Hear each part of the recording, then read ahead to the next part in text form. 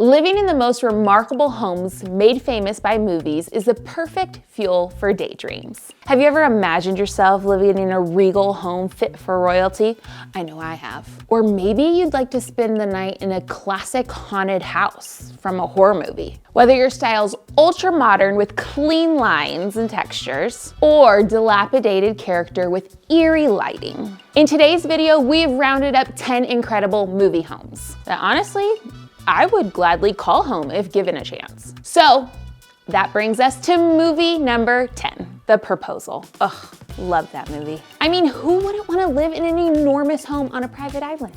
I wouldn't take nearly as much convincing as Sandra Bullock. Even if the risk of eagles coming down and snatching phones and puppies are all too real. The home has sprawling, perfectly manicured lawns, a wraparound porch, its own dock, and 3 floors with 9 bedrooms and bathrooms. What would you do with 9 bedrooms and bathrooms? The master bedroom has a 2nd floor balcony that's perfect for enjoying all the seasons, and the intricate stonework on the home's facade, plus that massive fireplace, adds to the property's rustic charm. It might feel like something out of Alaskan Architectural Digest, but the real home is actually just north of Boston. All right, done with that? Let's move on to movie home number 9, Gone with the Wind. Although American history certainly has a checkered past in the era depicted in Gone with the Wind, there's no denying that 12 Oaks, the massive plantation home of the Welks family, is a pretty appealing southern home. Several massive white columns, provides pomp and structures, the roof's overhang, and that wraparound porch, and perfectly symmetrical shutter windows adds to that grandiose nature of the home. The house was actually inspired by a real home in Covington, Georgia, but the final home scene in the movie was actually a facade built to magnify that curb appeal. All right, now we're on to home number 8, Ferris Bueller. We aren't talking about the main character's house, as lovely as it is. No, we mean the car enthusiast's dream showcased garage that belongs to friend Cameron Fry's father. A requirement though, if I'm gonna move into this stunner, is that 1961 Ferrari comes with it. I'd also take special care to make sure it doesn't end up in the ravine this time. That moment still haunts car lovers around the world. That glassed-in garage exists in real life too. The Ben Rose house was first designed by an architect named A. James Spire in 1953. Number 7, Beetlejuice. The family home featured in the movie Beetlejuice, its unique lines, weird proportion, looked like it was plucked directly from Tim Burton's mind. The house was inspired by Victorian design elements, but the final home on the hill was built as a facade for final filming. I mean, the interior decor might need a little bit of a facelift, but the crazy entry area and foyer with the beautiful balcony would look pretty incredible dressed up for the holidays. And the vintage kitchen operates perfectly in the heart of the home. All right. Now we're on to one of my favorites, Home Alone. What was he doing for work? Anyways, does anyone know? While most kids are thrilled with the idea of living in a parent-free zone, parents watching this movie definitely fixate on something else. That gorgeous brick residence in the suburbs of Chicago is as warm and welcoming in real life as it is in the movies. Aside from the curb appeal during the holidays, this massive home offers 10 bedrooms and 6 bathrooms. I mean, plenty of room for a bickering family if you ask me. But it's quite a bit of real estate to protect when those burglars swing around. At one point, die-hard fans could actually stay in the home. It's located in Winnetka, Illinois, but the offer to stay in it was really short-lived. Now the closest you can get is just buying and assembling that Lego Home Alone kit. Number 5, Ex Machina. I didn't really love that one, but the house is cool.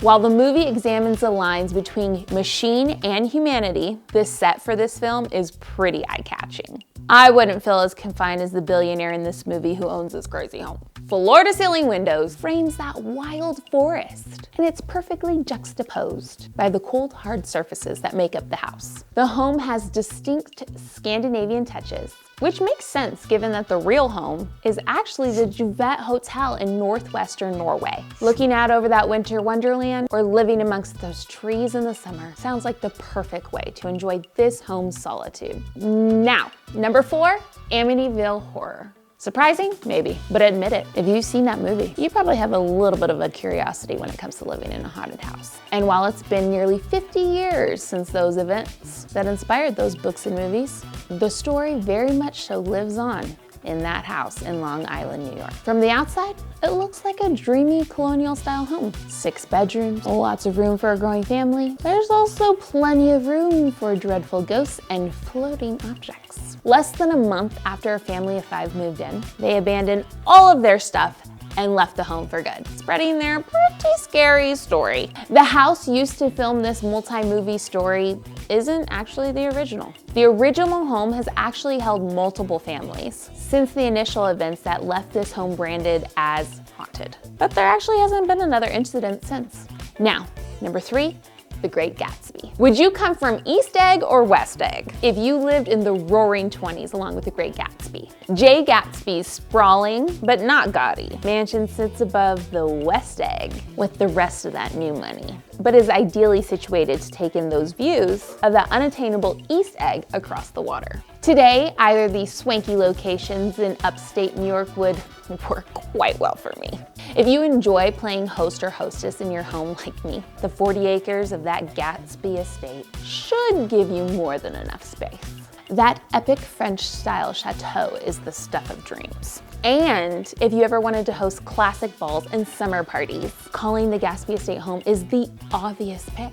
All right, well, we've only got 2 more top movie homes left. Number 2, Iron Man. Oh, I love that house. If you're looking for a house with all the modern and postmodern amenities, look no further than the uber futuristic Tony Stark mansion. You know, before, spoiler alert, it fell into the ocean. There are spectacular homes in the Malibu area, but this billionaire, philanthropist, playboy, of course, had to take it up several notches. This crazy home even has a helipad, and remember the crazy workshop he's got in there? I mean, I would not mind living in this place. And we can't forget all the AI technology he's got in that thing. He was way above the times. Before we give away our number 1 pick, here are some of my runner-ups that are a bit of a stretch when talking about a home. I mean, school can be considered a home when you spend most of your time there, right? Runner-up number 1, Hogwarts. Aside from the occasional invasion of the Dark Lord, Hogwarts seems like a pretty cool place to spend the school year. Learning how to ride a broom, the perfect inflection on a spell, and helping Hagrid take care of all of the wonderful creatures of the wizarding world. I don't know, sounds like a home to me. Last runner-up, the X Mansion. I mean, who wouldn't want to live under the same roof as Professor X? Maybe I wouldn't. He does read minds. But living in a castle is not a bad setup, especially with all their modern technology and those crazy grounds. I don't know, seems like a good home to me. But without further ado, it's time for my number 1 home in a movie. Lord of the Rings and the Hobbit, what else did you think it would be? Height restrictions aside, who wouldn't want to live in those perpetually green rolling hills? Nestled up in warm, inviting hobbit holes, fitted with all the creature comforts you could ask for, those jewel-toned circular doorways are the telltale sign of a hobbit hole and are the only part of the design that stands out from the surrounding natural scenery. Inside, they have elements of English cottages, all that wood support and wood furniture, and there's a surprising amount of room under there considering you're living under the hill. And if you can't drop everything and head over to New Zealand to see the Shire, there's actually several Hobbit homes to rent on sites like Airbnb. And those locations might surprise you. So, what do you think about my list?